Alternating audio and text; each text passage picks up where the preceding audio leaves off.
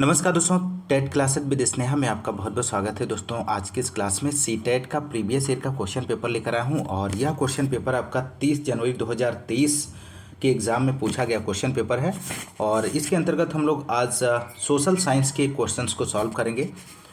दोस्तों यदि आप सी टेट जुलाई 2024 के लिए प्रिपरेशन कर रहे हैं तो आप इस चैनल के माध्यम से जुड़ सकते हैं और इस चैनल के माध्यम से आपको सभी प्रीवियस ईयर के एसएसटी के सॉल्व पेपर आपको प्रोवाइड कराए जा चुके हैं। तो आप इस चैनल के माध्यम से जुड़ करके आप सभी प्रीवियस ईयर के जो क्वेश्चन पेपर हैं उन सभी को आप लगा सकते हैं, सॉल्व कर सकते हैं। तो दोस्तों यदि आप हमारे चैनल पर नए हैं तो चैनल को सब्सक्राइब कीजिए, लाइक कीजिए, शेयर कीजिए। आइए शुरू करते हैं दोस्तों आज के इस क्लास के क्वेश्चन नंबर फर्स्ट से। और क्वेश्चन नंबर फर्स्ट ये रहा आपकी स्क्रीन पे। कौन से बौद्ध साहित्य में बौद्ध संघ के लिए बनाए गए नियमों का वर्णन मिलता है? तो यहाँ पर क्वेश्चंस का आंसर आपको देना है, ऑप्शंस दिए गए हैं। तो राइट आंसर ऑप्शन बी हो जाएगा, विनय पिटक इस क्वेश्चन का सही आंसर बनेगा। महात्मा बुद्ध का मानना था कि घर का त्याग करने पर ही सच्चे ज्ञान की प्राप्ति हो सकती है और ऐसे लोगों के लिए उन्होंने संघ नामक संगठन बनाया जहां घर का त्याग करने वाले लोग एक साथ रह सकें। और संघ में रहने वाले बौद्ध भिक्षुओं के लिए बनाए गए नियम विनय पिटक नामक ग्रंथ में मिलते हैं। तो यहाँ पर राइट आंसर ऑप्शन बी हो जाएगा। बढ़ते हैं अगले क्वेश्चन की ओर। Question number next second question number है, कनौज नगर निम्नलिखित वंशों में से कौन से वंशों के बीच में विवाद का केंद्र बिंदु था? तो यहाँ पर आप लोग सही आंसर का चयन कर सकते हैं। तो यहाँ पे राइट आंसर ऑप्शन ए हो जाएगा, प्रतिहार, राष्ट्रकूट और पाल इस क्वेश्चन का सही आंसर बनेगा। उत्तर भारत का अत्यंत प्राचीन एवं प्रसिद्ध नगर कनौज उत्तर प्रदेशों में फतेहगढ़ एवं कानपुर के मध्य स्थित है और इसका प्राचीन नाम कान्यकुब्ज, कुशस्थल और गांधीपुर था। कनौज का वैभव 7वीं शताब्दी से शुरू हुआ था और जब हर्षवर्धन ने इसे अपनी राजधानी बनाया, हर्ष के पश्चात कनौज पर अधिकार करने के लिए पाल, प्रतिहार और राष्ट्रकूट राजवंशों के मध्य त्रिकोणात्मक संघर्ष 783, ध्यान रखिएगा 783 ईसा से 915 ईस्वी तक चलता रहा और कनौज पर हर्ष के पश्चात राष्ट्रकूटों, गढ़वालों और प्रतिहारों ने शासन किया था। तो राइट आंसर ऑप्शन ए हो जाएगा इस क्वेश्चन का। Question number next, question number third की बात करेंगे दोस्तों। मिस्र के रोसेट्टा नाम के कस्बे में एक उत्कीर्णित पत्थर मिला है, निम्नलिखित में से कौन सी भाषा उस पर उत्कीर्णित है? तो ऑप्शन ए दिए गए रोमन, ऑप्शन बी है यूनानी, ऑप्शन सी है अरामीक, ऑप्शन डी है लैटिन। तो थर्ड का आंसर आप लोग दीजिए। तो राइट आंसर हो जाएगा ऑप्शन बी, यूनानी इसका सही जवाब हो जाएगा। रोसेटा मिस्र में उत्तरी तट पर एक शहर है। यहाँ से एक उत्कीर्णित पत्थर प्राप्त हुआ है जिसमें 3 अलग अलग भाषाओं में शिलालेख थे, जिसमें ग्रीक, यूनानी भाषा और प्राचीन मिस्र दोनों की भाषा शामिल हैं। रोसेटा एक विशेष दुर्घटना का काला पत्थर का टुकड़ा था जो 196 ईसा पूर्व यानी लगभग 2200 वर्ष पुराना है। यह शिलालेख प्राचीन मिस्र की सभ्यता से संबंधित है। तो इस क्वेश्चन के अतिरिक्त आपको जानकारी मिल जाती है, ध्यान रखिएगा। क्वेश्चन नंबर नेक्स्ट है, चोल राजा राजेंद्र प्रथम द्वारा 11वीं शताब्दी में बनाए गए विश्व मंदिरों के संदर्भ में निम्नलिखित का मिलान कीजिए और सही विकल्प का चुनाव कीजिए। तो यहाँ पर आपको मिलान करना, एक तरफ ए टेबल दिया गया है, दूसरी तरफ बी दिया गया है। तो इसका आप लोग मिलान कीजिए दोस्तों। तो यहाँ पर इस क्वेश्चन का ऑप्शन पहला दिया गया है सूर्य पीठिका। सूर्य पीठिका का मिलान किससे हो जाएगा दोस्तों? इसका जो मिलान हो जाएगा चालुक्यों से हो जाएगा दोस्तों। ऑप्शन 4 से मिलान होगा इसका। और ऑप्शन बी में दिया गया नंदी मूर्ति, तो नंदी मूर्ति का जो मिलान होगा पूर्वी चालुक्यों से हो जाएगा, ऑप्शन 3 से। और ऑप्शन सी में दिया गया भैरव की एक प्रतिमा, तो भैरव की एक प्रतिमा का जो मिलान होगा दोस्तों कालिंगों से हो जाएगा, ऑप्शन 2 से। ऑप्शन डी में है काली की मूर्ति, तो इसका मिलान जो हो जाएगा ऑप्शन 1 से, पालों से। तो राइट आंसर की यदि हम बात करें यहाँ पर तो ऑप्शन डी इसका जो है राइट जवाब हो जाएगा। ए का 4th, बी का 3rd और सी का 2nd और डी का 1st ऑप्शन राइट आंसर बनेगा। क्वेश्चन नंबर नेक्स्ट है, निम्नलिखित में से कौन सा से कथन 17वीं तथा 18वीं शताब्दी के दौरान सिखों के बारे में सत्य नहीं है? तो क्वेश्चन में नहीं दिया गया है, तो आपको बताना है इसमें से कौन सा 17वीं और 18वीं शताब्दी के दौरान सिखों के बारे में सत्य नहीं है। तो आप लोग आंसर दीजिए दोस्तों। तो राइट आंसर यहाँ पर हो जाएगा इस क्वेश्चन का। क्वेश्चन नंबर नेक्स्ट है, वीरशैव आंदोलन की स्थापना किसने की? तो वीरशैव आंदोलन की स्थापना किसने की? आप लोग आंसर दीजिए दिए गए ऑप्शंस में से। इसका राइट आंसर क्या बनेगा दोस्तों? तो यहाँ पर राइट आंसर हो जाएगा बसवन्ना। बसवन्ना इस क्वेश्चन का सही आंसर हो जाएगा दोस्तों। 12वीं शताब्दी में कर्नाटक में एक नवीन आंदोलन का उद्भव हुआ जिसका नेतृत्व बासवन्ना नामक एक ब्राह्मण ने किया। बासवन्ना कलचुरी राजा के दरबार में मंत्री थे और इनके अनुयायी वीरशैव, शिव के वीर व लिंगानुपात कहलाए। तो ऑप्शन यहाँ पर सी आंसर जो है राइट जवाब हो जाएगा। क्वेश्चन नंबर नेक्स्ट 7, निम्नलिखित में से कौन सा आदिवासी समुदाय उड़ीसा के जंगलों में रहता है? ऑप्शन ए है खोंड, ऑप्शन बी है मुंडा, ऑप्शन सी है गोंड, ऑप्शन डी है खासी। तो यहाँ पर राइट आंसर हो जाएगा ऑप्शन ए खोंड इसका सही आंसर बनेगा। नेक्स्ट क्वेश्चन नंबर 8 है, चोल अभिलेखों में उल्लिखित इन शब्दों के देखिए और सही उत्तर दीजिए। ऑप्शन ए है वेल्लन वगाई, ऑप्शन बी है देवदान, ऑप्शन सी है पल्ली चंदम, ऑप्शन डी है शाला भोग। तो ऑप्शन 8 का क्वेश्चन नंबर 8 का जो राइट ऑप्शन बनेगा ऑप्शन ए हो जाएगा वेल्लन वगाई। इस क्वेश्चन का सही आंसर हो जाएगा। वेल्लन वगाई गैर ब्राह्मण किसान स्वामी की भूमि और ब्रह्मदेव ब्राह्मणों को उपहार में दी गई भूमि। शाला भोग किसी विद्यालय के रखरखाव के लिए भूमि। देवदान तिरुनमट्टकिनी मंदिरों को उपहार में दी गई भूमि। और पल्ली चद्दम जैन संस्थाओं को दान की गई भूमि को। तो यहाँ पर ध्यान रखिएगा, महत्वपूर्ण फैक्ट है। क्वेश्चन नंबर अगला,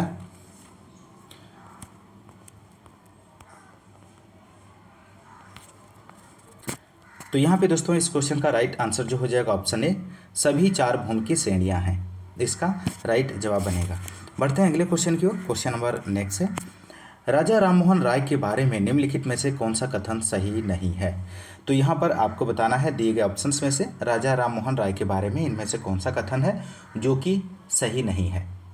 तो राइट आंसर की यदि हम बात करें तो राइट आंसर जो होगा ऑप्शन बी हो जाएगा, वह भारत में पश्चिमी शिक्षा के प्रसार के विरुद्ध थे।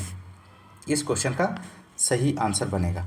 क्वेश्चन नंबर अगला 10 है, 19वीं सदी के भारतीय समाज के संबंध में कथनों ए तथा आर को पढ़ें तथा सही विकल्प का चयन करें। तो अभिकथन ए यहाँ पर दिया गया है, जाति व्यवस्था के विरोध में उठे आंदोलनों के प्रतिक्रिया में रूढ़िवादी हिंदू समाज ने भी सनातन धर्म सभा तथा ब्राह्मण सभा जैसे संगठन स्थापित किए। और कारण आर है यहाँ पर, इन संगठनों का मकसद यही था कि हिंदू धर्म में जाति ऊंच नीच को महत्व दिया जाता है, उस पर कोई आंच न आए, तथा वे साबित करना चाहते थे कि इस बात को धार्मिक ग्रंथों में भी मान्यता मिली हुई है। तो इस क्वेश्चन का आंसर आप लोग दीजिए दोस्तों, क्या बनेगा यहाँ पर राइट आंसर क्वेश्चन नंबर। तो यहाँ पर इस क्वेश्चन का जो राइट आंसर होगा दोस्तों ऑप्शन ए हो जाएगा। ए और आर दोनों सही हैं, एक ही सही व्याख्या करता है, एक ही आर सही व्याख्या करता है। तो ऑप्शन ए यहाँ पर सही जवाब हो जाएगा। क्वेश्चन नंबर नेक्स्ट है, समाज सुधारकों की हरिदास ठाकुर और ईवी रामास्वामी नायकर के विषय में कौन सा से कथन सत्य हैं? तो यहाँ पर आपको बताना है ऑप्शन ए है, दोनों ने समाज में भेदभाव का सामना कर रहे जाति समूहों के लिए कार्य किया। और यहाँ पर ऑप्शन बी है, दोनों ब्राह्मणों के उन ग्रंथों के विरुद्ध थे जो जाति प्रथा के समर्थक थे। तो क्वेश्चन नंबर 11 का आंसर आप लोग दीजिए दोस्तों। तो राइट आंसर ऑप्शन ए हो जाएगा, ए और आर दोनों सत्य हैं, ए और आर दोनों सत्य हैं, इस क्वेश्चन का सही आंसर हो जाएगा। क्वेश्चन नंबर नेक्स्ट है, क्वेश्चन नंबर 12, भारतीय राष्ट्रीय कांग्रेस की स्थापना के संदर्भ में अभिकथन ए तथा कारण आर को पढ़ें और सही उत्तर का चुनाव करें। तो यहाँ पर अभिकथन ए दिया गया है, 1885 में देश भर के प्रतिनिधियों ने बंबई में सभा करके भारतीय राष्ट्रीय कांग्रेस की स्थापना की। कारण आर है, सेवानिवृत्ति ब्रिटिश अफसर एओ ह्यूम ने विभिन्न क्षेत्रों के भारतीयों को साथ लाकर कांग्रेस बनाने में अहम भूमिका अदा की। तो यहाँ पर इस क्वेश्चन का आंसर आप लोग दीजिए दोस्तों, क्या बनेगा? तो यहाँ पर राइट आंसर जो हो जाएगा दोस्तों क्वेश्चन नंबर 12 का जो आंसर होगा ऑप्शन बी, और आर सही है और आर ए की सही व्याख्या नहीं है। ऑप्शन बी इस क्वेश्चन का सही जवाब हो जाएगा। क्वेश्चन नंबर अगला 13 है, निम्नलिखित में से किसने गांधी महाराज की जय का नारा दिया था? मोस्ट इंपोर्टेंट प्रश्न है। तो यहाँ पर आप लोग इस क्वेश्चन का आंसर दे दीजिए। इसका आंसर क्या बनेगा? तो गांधी महाराज की जय का नारा किसने दिया था? तो यहाँ पर राइट आंसर जो होगा दोस्तों ऑप्शन बी हो जाएगा, चाय बागान मजदूरों ने। ऑप्शन बी यहाँ पर सही आंसर बनेगा। असम में गांधी महाराज की जय का नारा असम के चाय बागान मजदूरों ने दिया था और असम में चाय बागान मजदूरों ने अपनी तनख्वाह में इजाफा की मांग गांधी महाराज की जय के नारे लगाते हुए शुरू की और अंग्रेजी स्वामित्व वाले बागानों की नौकरी छोड़ दी। तो ऑप्शन बी यहाँ पर सही आंसर बनेगा। क्वेश्चन नंबर नेक्स्ट 14 है, निम्नलिखित में से कौन स्वतंत्र भारत के पहले भारतीय गवर्नर जनरल थे? महत्वपूर्ण प्रश्न है। यहाँ पर ऑप्शंस दिए गए हैं, आप सही विकल्प का चयन कर सकते हैं। तो राइट आंसर क्या बनेगा दोस्तों यहाँ पर? तो राइट आंसर हो जाएगा ऑप्शन बी, सी राजगोपालाचारी इस क्वेश्चन का सही आंसर बनेगा। 15 अगस्त 1947 ईस्वी को भारत स्वतंत्र हुआ था और स्वतंत्र भारत के प्रथम गवर्नर जनरल की बात करें तो लॉर्ड माउंटबेटन 1947 से 48 थे और चक्रवर्ती राजगोपालाचारी की बात करें तो 1948 से 1950 तक भारत के अंतिम गवर्नर जनरल और प्रथम भारतीय गवर्नर जनरल थे। वर्ष 1950 में स्थायी रूप से यह पद गवर्नर जनरल ने समाप्त कर दिया था। तो इस बात को भी आप लोग ध्यान रखिएगा। तो ऑप्शन बी राइट आंसर होगा। क्वेश्चन नंबर नेक्स्ट 15 है, कथन ए बी सी एक ग्रह की विशेषताओं का वर्णन करते हैं, उस ग्रह की पहचान आपको करना है दिए गए ऑप्शंस में से। तो आप लोग आंसर दीजिए, इसका राइट आंसर क्या बनेगा? तो यहाँ पर राइट आंसर ऑप्शन डी हो जाएगा, पृथ्वी।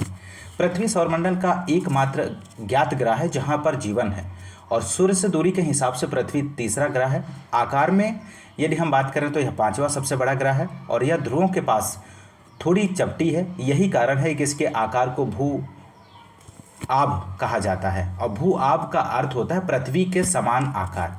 अंतरिक्ष से देखने पर पृथ्वी नीले रंग की दिखाई पड़ती है क्योंकि इसका 2/3 सतह पानी से ढका हुआ है, इसलिए इसे नीला ग्रह कहा जाता है। पृथ्वी सौरमंडल का सबसे अद्भुत ग्रह है। तो यहाँ पर राइट आंसर ऑप्शन डी हो जाएगा।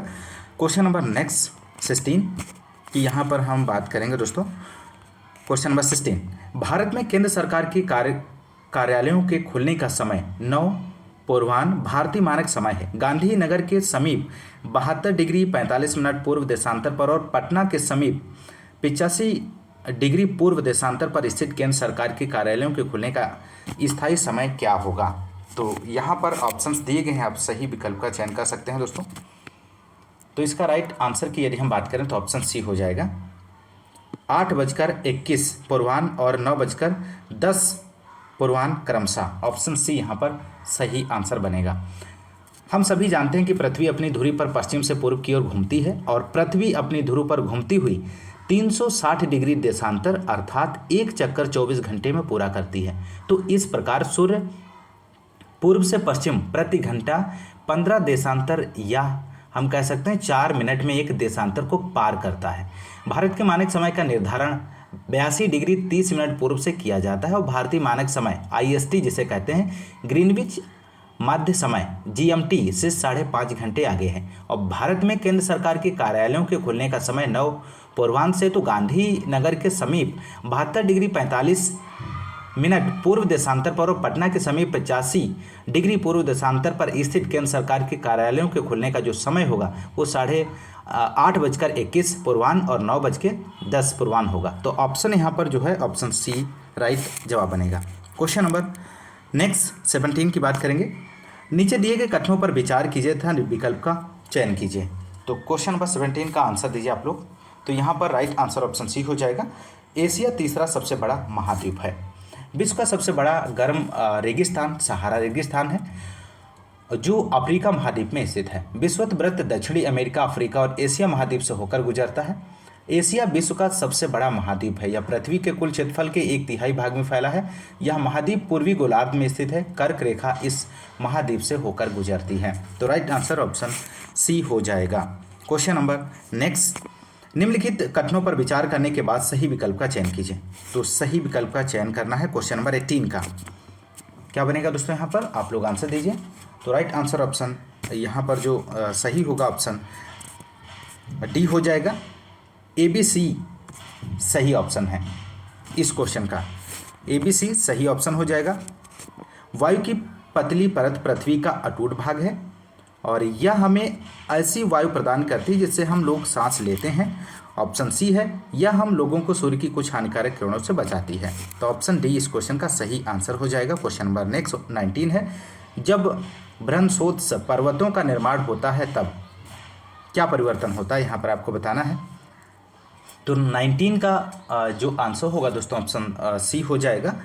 बहुत बड़ा भाग एक ही समय में टूटता और विस्थापित होता है। ऑप्शन सी राइट जवाब बनेगा। क्वेश्चन नंबर नेक्स्ट 20 है, यदि आप गोपा घास के दौरान वह हिमनद देखना चाहते हैं तो आपको निम्नलिखित में से किस राज्य केंद्र शासित प्रदेश की यात्रा करनी होगी। ऑप्शन ए दिया गया हिमाचल प्रदेश, ऑप्शन बी है जम्मू और कश्मीर, ऑप्शन सी है लद्दाख, ऑप्शन डी है असम। तो आप लोग सही आंसर का चयन कीजिए दोस्तों। तो यहाँ पे राइट आंसर हो जाएगा ऑप्शन सी लद्दाख, इसका राइट आंसर होगा। क्वेश्चन नंबर नेक्स्ट है 21, निम्न में कौन सा देश सहारा रेगिस्तान में स्थित नहीं है। तो सहारा रेगिस्तान में कौन सा देश है स्थित नहीं है, आपको बताना है यहाँ पर। तो राइट आंसर ऑप्शन डी हो जाएगा जाम्बिया।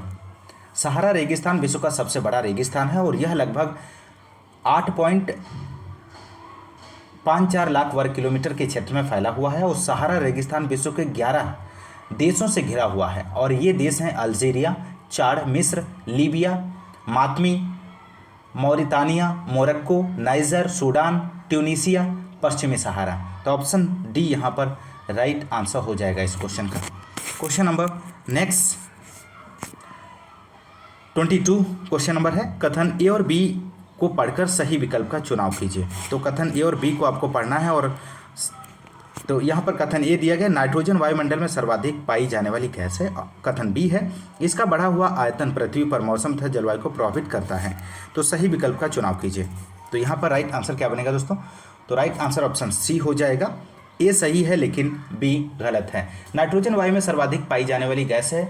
जब हम सांस लेते हैं तो फेफड़ों में कुछ नाइट्रोजन भी ले जाते हैं और फिर उसे बाहर निकाल देते हैं। कार्बन डाइऑक्साइड का बढ़ा हुआ आयतन पृथ्वी पर मौसम तथा जलवायु को प्रभावित करता है। तो यहाँ पर हम कह सकते हैं कि कथन ए सत्य है लेकिन जो कथन बी है वो असत्य है। क्वेश्चन नंबर नेक्स्ट, लू निम्न में से किस प्रकार की पवन का उदाहरण है। स्थायी पवने हैं, मौसमी पवने हैं, स्थानीय पवने हैं, ध्रुवीय पवने हैं। तो आप लोग आंसर दीजिए फटाफट, इसका सही आंसर क्या बनेगा। तो राइट आंसर ऑप्शन सी हो जाएगा, स्थानीय पवने हैं।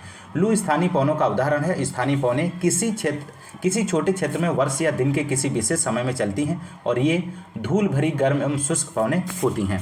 इस बात को भी ध्यान रखिएगा। क्वेश्चन नंबर नेक्स्ट 24 है, निम्नलिखित कथनों ए तथा आर के आधार पर सही विकल्प का चयन कीजिए।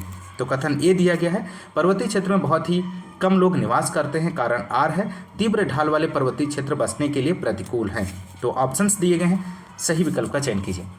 तो यहाँ पर राइट आंसर जो होगा ऑप्शन ए हो जाएगा। ए और आर दोनों सही हैं, आर ए की सही व्याख्या करता है। क्वेश्चन नंबर नेक्स्ट 25, निम्न में से कौन सा खनिज काला सोना कहलाता है। महत्वपूर्ण प्रश्न है दोस्तों। ऑप्शन ए दिया गया पेट्रोलियम, ऑप्शन बी है कोयला, ऑप्शन सी है प्राकृतिक गैस, ऑप्शन डी है मैग्नीज। तो आप लोग आंसर दीजिए। तो क्वेश्चन नंबर 25 का जो आंसर होगा ऑप्शन ए हो जाएगा इस क्वेश्चन का, पेट्रोलियम।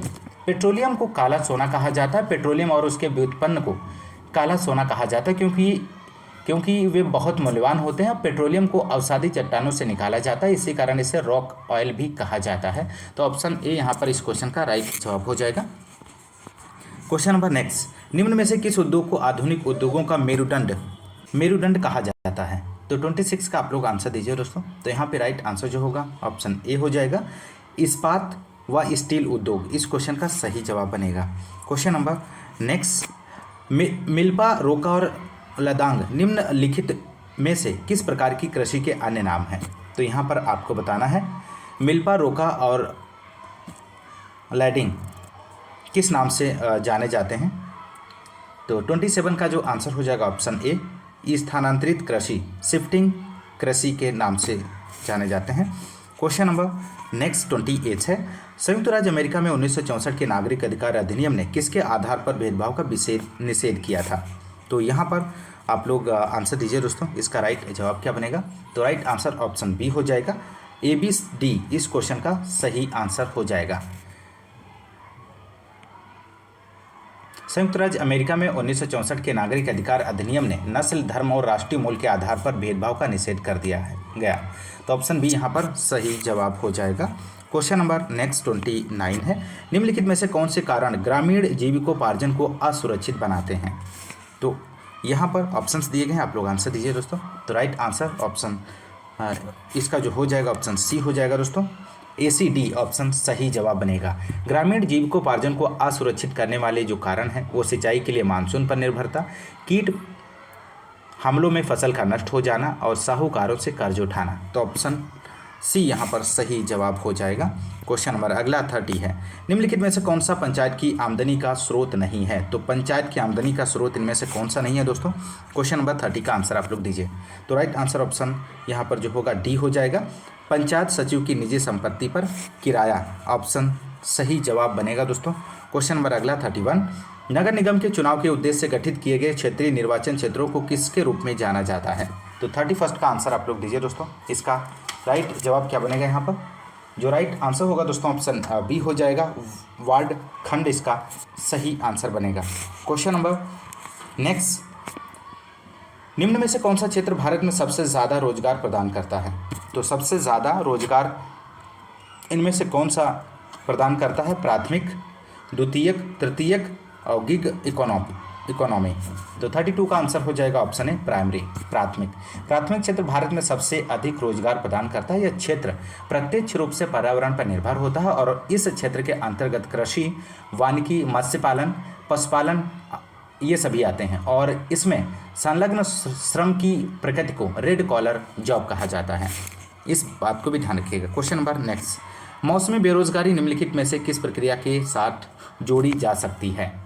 तो राइट आंसर ऑप्शन ए हो जाएगा, फार्मिंग से, खेती से जोड़ी जा सकती है। मौसमी बेरोजगारी खेती कृषि के अंतर्गत पाई जाती है और मौसमी बेरोजगारी ग्रामीण क्षेत्र में पाई जाती है। मौसमी बेरोजगारी तब होती है जब लोग वर्ष के विशेष समय में बेरोजगार होते हैं, जब श्रम की मांग सामान्य से कम होती है या बेरोजगारी समय की एक अस्थायी खिड़की को संदर्भित करती है। तो ऑप्शन ए सही आंसर हो जाएगा। क्वेश्चन नंबर नेक्स्ट, एक लोकतांत्रिक सरकार का आधारभूत सूचक यहाँ पे आपको फिल करना है का होना या लागू करना। तो 34 का आप लोग आंसर दीजिए। तो राइट आंसर ऑप्शन बी हो जाएगा यहाँ पर, सार्वभौमिक वयस्क मताधिकार। ऑप्शन बी यहाँ पर सही जवाब बनेगा। क्वेश्चन नंबर नेक्स्ट 35 है, हिंदू उत्तराधिकार अधिनियम में वर्ष 2005 में हुए बदलाव महिलाओं को किस तरह लाभान्वित करेगा। तो 35 का आंसर आप लोग दीजिए दोस्तों। तो यहाँ पर 35 का जो आंसर होगा ऑप्शन ए हो जाएगा। यह महिलाओं को माता पिता की संपत्ति में बराबर हिस्सा दिलाता है। क्वेश्चन नंबर नेक्स्ट, जब विकासात्मक गतिविधियों के कारण आदिवासी समूह को उनकी भूमि से विस्थापित किया जाता है तो परिणाम स्वरूप वे अपना अधिकार खो देते हैं। तो 36 का आपको यहाँ पर आंसर देना है। तो राइट आंसर 36 का ऑप्शन ए हो जाएगा। ABC ऑप्शन इस क्वेश्चन का सही जवाब बनेगा। जब विकासात्मक गतिविधियों के कारण आदिवासी समूह को उनकी भूमि में विस्थापित किया जाता है तो वे अपने निम्न अधिकार खोते हैं, जैसे रीति रिवाज, आय और आजीविका के स्रोत और जंगल में प्रवेश। तो ऑप्शन ए यहाँ पर सही आंसर हो जाएगा। क्वेश्चन नंबर नेक्स्ट 37 है, इतिहास में तिथियों एवं वर्षों को सूचित करने के लिए प्रयोग में आने वाली वर्तमान के बारे में निम्नलिखित कथनों में से कौन सा कथन सही है। तो आप लोग यहाँ पर आंसर दीजिए दोस्तों। इसका राइट जवाब क्या बनेगा। तो यहाँ पर राइट विकल्प की बात करें दोस्तों तो ऑप्शन डी हो जाएगा। ABD ऑप्शन जो है इस क्वेश्चन का सही आंसर बनेगा। इतिहास में तिथियों एवं वर्षों को सूचित करने के लिए प्रयोग में आने वाली वर्तमान के बारे में निम्न कथन सत्य होंगे। अतीत ने वर्तमान को कैसे प्रभावित किया और इसकी जांच किए बिना इतिहास पूर्ण रूप से अतीत पर निर्भर करता है और इतिहास मानव चेतना के व्यक्तित्व और सामूहिक दोनों पहलुओं में विकास की कहानी है। निरंतरता और सुगमता इतिहास की आवश्यक आवश्यकताएं हैं। तो यहाँ पर ऑप्शन डी विकल्प राइट जवाब हो जाएगा। क्वेश्चन नंबर 38,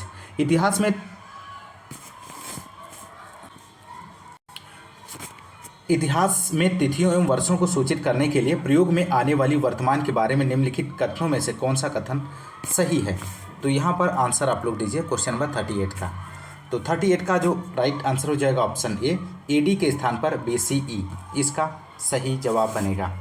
क्वेश्चन नंबर अगला 39 है, एक शिक्षक प्राथमिक स्रोतों के आधार पर अंग्रेजी की वास्तुकला पर एक परियोजना प्रदान करता है। निम्नलिखित में से कौन सा प्राथमिक स्रोत है इनमें से, आपको बताना है। तो राइट आंसर ऑप्शन ए हो जाएगा उपन्यास।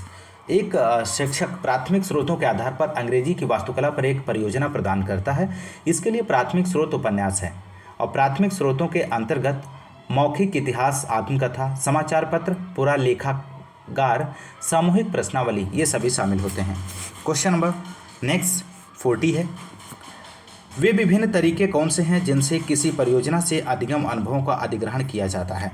तो क्वेश्चन नंबर 40 का आप लोग आंसर दीजिए दोस्तों। इसका राइट जवाब क्या बनेगा? तो यहाँ पे राइट आंसर जो होगा ऑप्शन सी हो जाएगा दोस्तों। ABC इस क्वेश्चन का सही आंसर बनेगा। क्वेश्चन नंबर अगला 41 है, निम्नलिखित में से कौन से प्रश्न संज्ञानात्मक प्रक्रिया के मूल्यांकन पहलू का आकलन करते हैं। तो यहाँ पर ऑप्शंस दिए गए हैं दोस्तों, आप लोग इस क्वेश्चन का आंसर दीजिए, क्या बनेगा इसका राइट जवाब। तो यहाँ पर क्वेश्चन नंबर 40 की बात करें तो 41 की बात करें तो राइट आंसर ऑप्शन ए हो जाएगा। विभिन्न देशों के बीच न्याय संगत व्यापार को प्रोत्साहित करने के लिए क्या किया जा सकता है। क्वेश्चन नंबर नेक्स्ट, माफ़ कीजिएगा दोस्तों, तो राइट आंसर जो यहाँ पर होगा ऑप्शन ए होगा। A, B और C ऑप्शन जो है इस क्वेश्चन का सही जवाब हो जाएगा। संज्ञानात्मक प्रक्रिया वह होती है जो पर्यावरण के बारे में ज्ञान और समझ प्राप्त करने में मदद करती है और इसके अंतर्गत विभिन्न देशों के बीच न्यायसंगत व्यापार को प्रोत्साहित करने के लिए क्या किया जा सकता है। और हरित क्रांति ने भारत को अनाज के मामले में आत्मनिर्भर बना दिया, समझाइए। और मुगल साम्राज्य के पतन के लिए क्या आप औरंगजेब को उत्तरदायी ठहराएंगे। तो यहाँ पर ऑप्शन ए जो है इस क्वेश्चन का सही विकल्प बनेगा। क्वेश्चन नंबर नेक्स्ट 42 है, निम्नलिखित में से किस पर बच्चों को मुफ्त और अनिवार्य शिक्षा का अधिकार अधिनियम 2009 के अनुसार मूल्यांकन क्रिया विधियों के विकास के समय विचार किया जाना चाहिए। तो ऑप्शंस दिए गए हैं, आप लोग 42 का आंसर दीजिए। यहाँ पर राइट आंसर क्या बनेगा? तो राइट आंसर ऑप्शन डी हो जाएगा। केवल ए और सी ऑप्शन इस क्वेश्चन का सही जवाब हो जाएगा।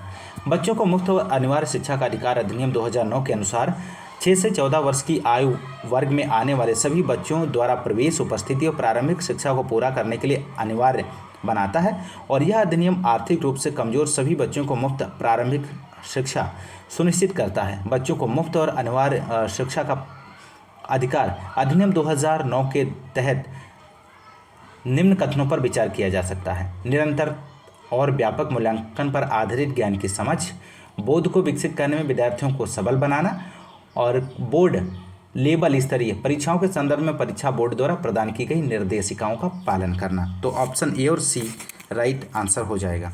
क्वेश्चन नंबर नेक्स्ट, निम्नलिखित प्रश्नों में से कौन से सामाजिक विज्ञान में विद्यार्थियों की विश्लेषणात्मक योग्यताओं को आंकने के अवसर उपलब्ध कराते हैं।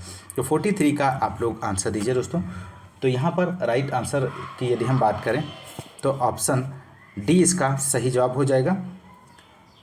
ऑप्शन सी इस क्वेश्चन का सही आंसर बनेगा। सामाजिक विज्ञान में विद्यार्थियों के विश्लेषणात्मक योग्यता को आंकने के लिए अधोलिखित कथन के अंतर्गत अवसर उपलब्ध कराए जाते हैं। भारत में कौन सा राज्य मसाले के उत्पादन में प्रथम आता है? मसालों के उत्पादन के लिए अनुकूल भौगोलिक परिस्थितियां क्या हैं? तो ऑप्शन सी यहाँ पर सही जवाब हो जाएगा।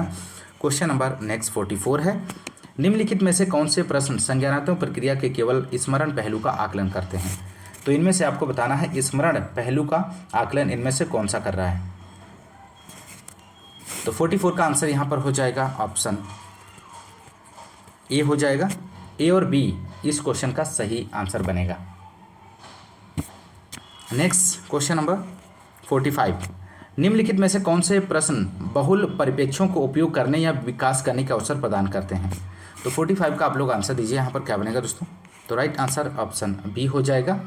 केवल ए, बी और सी ऑप्शन इस क्वेश्चन का सही जवाब बनेगा।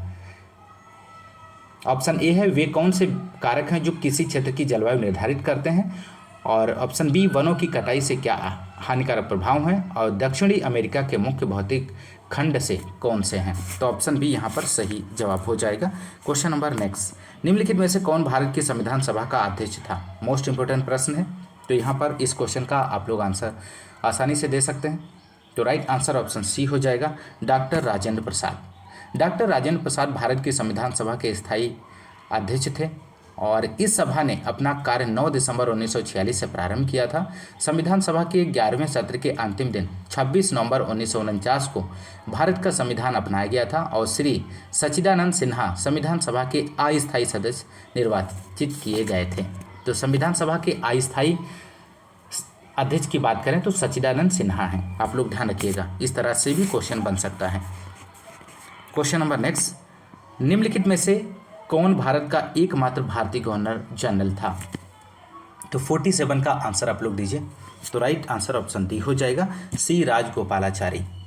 चक्रवर्ती राजगोपालाचारी 10 दिसंबर 1878 से 25 दिसंबर 1972 तक राजाजी के नाम से भी जाने जाते थे। वे वकील, लेखक, राजनीतिक दार्शनिक भी थे और ये 1952 में मद्रास के मुख्यमंत्री बने और स्वतंत्र भारत के प्रथम और अंतिम भारतीय गवर्नर जनरल थे। तो इस बात को भी आप लोग ध्यान रखिएगा। क्वेश्चन नंबर नेक्स्ट है, भारत का संविधान कब अपनाया गया था? महत्वपूर्ण प्रश्न है और इस क्वेश्चन का भी आंसर आप लोग बहुत ही आसानी से दे सकते हैं। तो 48 का आंसर आप लोग दीजिए। तो राइट आंसर ऑप्शन सी हो जाएगा, 26 नवंबर 1949 को। इस क्वेश्चन का सही आंसर हो जाएगा। भारत का संविधान 26 नवंबर 1949 को अपनाया गया था और इसलिए प्रति वर्ष 26 नवंबर को संविधान दिवस के रूप में मनाया जाता है।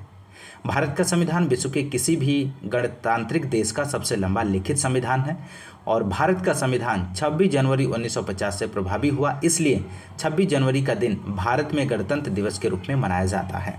तो ऑप्शन सी यहाँ पर राइट जवाब हो जाएगा। क्वेश्चन नंबर नेक्स्ट 49 है, निम्नलिखित में से किसने भारत की रियासतों को एकीकृत करने में निर्णायक भूमिका निभाई थी? तो 49 का आप लोग आंसर दीजिए। तो यहाँ पर ऑप्शंस दिए गए, ऑप्शन ए है जवाहरलाल नेहरू, ऑप्शन बी है सरदार वल्लभ भाई पटेल, ऑप्शन सी है doctor BR Ambedkar, option D है सी राजगोपालाचारी। तो 49 का आंसर हो जाएगा ऑप्शन बी, सरदार वल्लभ भाई पटेल।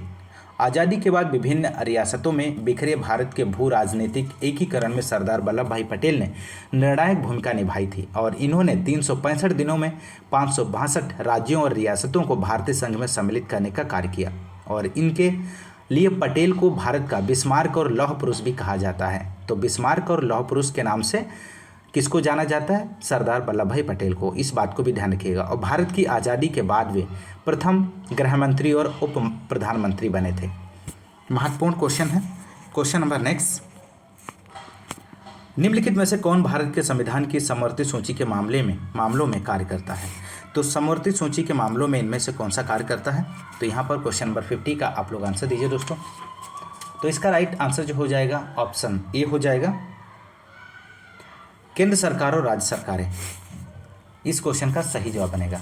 भारत के संविधान की समवर्ती सूची में केंद्र सरकार और राज्य सरकार दोनों मिलकर काम करती हैं और संविधान लागू होने के समय समवर्ती सूची में 47 विषय थे और वर्तमान में बात करें तो 52 विषय हैं। समवर्ती सूची के मुख्य विषय शिक्षा है, श्रम है, कल्याण और कारखाने, समाचार पत्र, वन, प्रदूषण और नियंत्रण। भारतीय संविधान सभा में समवर्ती सूची का प्रावधान ऑस्ट्रेलिया के संविधान से लिया गया है। तो भारतीय संविधान में समवर्ती सूची का प्रावधान किस देश से लिया गया है? तो ऑस्ट्रेलिया से लिया गया है। इस बात को भी आप लोग ध्यान रखिएगा। तो यहाँ पर राइट आंसर ऑप्शन ए हो जाएगा। क्वेश्चन नंबर नेक्स्ट 51, निम्नलिखित में से कौन भारत की संविधान सभा में मसौदा समिति के अध्यक्ष थे? मोस्ट इंपोर्टेंट प्रश्न है। Chairman of drafting committee in the constituent assembly of India. Option A है सी राजगोपालाचारी, ऑप्शन बी है doctor BR Ambedkar, option C है doctor Rajendra Prasad, option D है जवाहरलाल नेहरू। तो 51 का जो आंसर होगा ऑप्शन बी हो जाएगा, doctor BR Ambedkar. Doctor BR Ambedkar 29 अगस्त 1947 से 24 जनवरी 1950 तक भारत की संविधान सभा में मसौदा समिति के अध्यक्ष थे और स्वतंत्र भारत के प्रथम विधि एवं न्याय मंत्री थे और वे भारतीय संविधान के जनक एवं गणराज्य के निर्माता भी थे और उन्होंने मूक नायक और बहिष्कृत भारत जैसी पत्रों का प्रकाशन भी किया है। महत्वपूर्ण क्वेश्चन है, ध्यान रखिएगा। 18वीं सदी में किसके नेतृत्व में बंगाल धीरे धीरे मुगल नियंत्रण से अलग हो गया? तो 52 का आंसर हो जाएगा यहाँ पर ऑप्शन ए, मुर्शिद कुली खान। इस क्वेश्चन का सही जवाब बनेगा। क्वेश्चन नंबर नेक्स्ट 53 है, निम्नलिखित में से किस गवर्नर जनरल ने फैसला किया कि बहादुर शाह जफर आखिरी मुगल सम्राट होंगे और उनकी मृत्यु के बाद किसी भी वंशज को शासक के रूप में पहचाना नहीं जाएगा? तो यहाँ पर क्वेश्चन नंबर 53 का आप लोग आंसर दीजिए। तो राइट आंसर ऑप्शन सी हो जाएगा, लॉर्ड कैनिंग। लॉर्ड कैनिंग को चार्ल्स कैनिंग भी कहा जाता है इनका, तो यहाँ पर ऑप्शन सी राइट जवाब हो जाएगा।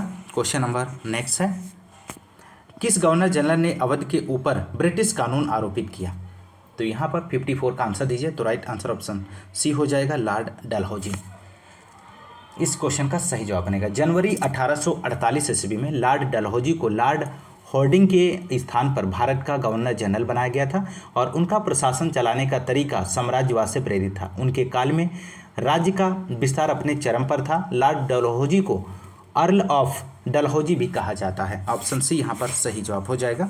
क्वेश्चन नंबर नेक्स्ट, कानपुर के किस शासन ने खुद को पेशवा कहा? मोस्ट इंपोर्टेंट प्रश्न है। तो which ruler of Kanpur call himself Peshwa? तो 55 का आंसर हो जाएगा ऑप्शन ए, नाना साहब। नाना साहब का मूल नाम धोंधू पंत था और इनका जन्म 19 मई 1824 में बिठूर में हुआ था। पेशवा बाजीराव द्वितीय ने नाना साहब को अपना दत्तक पुत्र स्वीकार किया था और पेशवा के 28 जनवरी 1851 में निधन के पश्चात नाना साहब ने खुद को पेशवा घोषित किया और स्वतंत्रता संग्राम में नाना साहब ने कानपुर में अंग्रेजों के विरुद्ध विद्रोहियों का नेतृत्व किया था। महत्वपूर्ण प्रश्न है। क्वेश्चन नंबर नेक्स्ट, कारखानों के विषय में पढ़ाने के लिए सबसे उपयोगी विधि कौन सी है? विधि होगी इनमें से कौन सी? तो 56 का आपको आंसर देना है यहाँ पर। तो राइट आंसर हो जाएगा ऑप्शन सी, किसी औद्योगिक कारखाने की यात्रा आयोजित करना। क्वेश्चन नंबर नेक्स्ट 57 है, एजुसेट से क्या अभिप्राय है? तो व्हाट इज एजुसेट, यहाँ पर आपको बताना है 57 का। तो यहाँ पर राइट आंसर की यदि हम बात करें दोस्तों तो ऑप्शन डी हो जाएगा, एक मानव निर्मित भारतीय उपग्रह। इस क्वेश्चन का सही जवाब बनेगा दोस्तों। GSAT-3 भारतीय अंतरिक्ष संगठन द्वारा 20 सितंबर 2004 में स्थापित एक कृत्रिम उपग्रह है जिसे एजुसेट के नाम से भी जाना जाता है और इसका प्रक्षेपण शिक्षण सेवा प्रदान करने के उद्देश्य से किया गया है और यह पहला समर्पित शिक्षा उपग्रह है, एजुकेशनल सैटेलाइट है।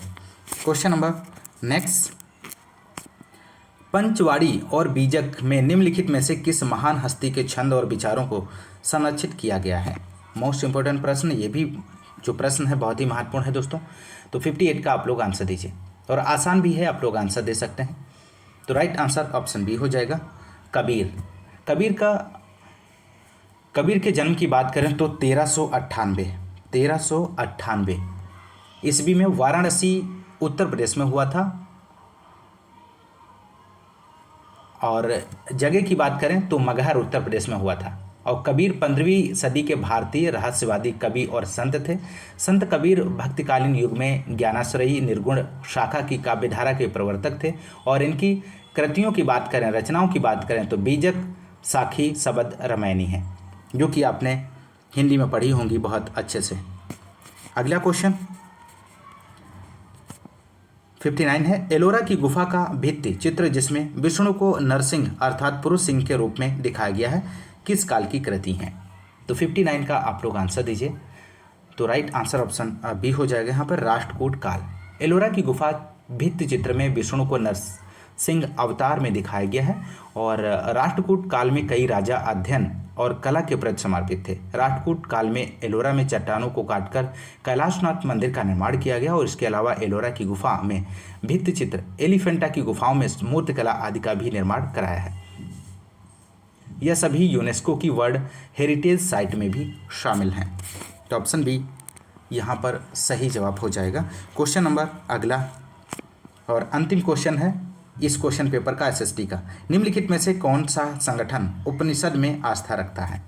तो इनमें से कौन सा संगठन है जो उपनिषद में आस्था रखता है? ऑप्शन ए है ब्रह्म समाज, ऑप्शन बी है रामकृष्ण मिशन, ऑप्शन सी है सत्यशोधक समाज, ऑप्शन डी है सेवा समाज। तो आप लोग आंसर दीजिए क्वेश्चन नंबर 60 का। तो यहाँ पर राइट आंसर ऑप्शन ए हो जाएगा, ब्रह्म समाज।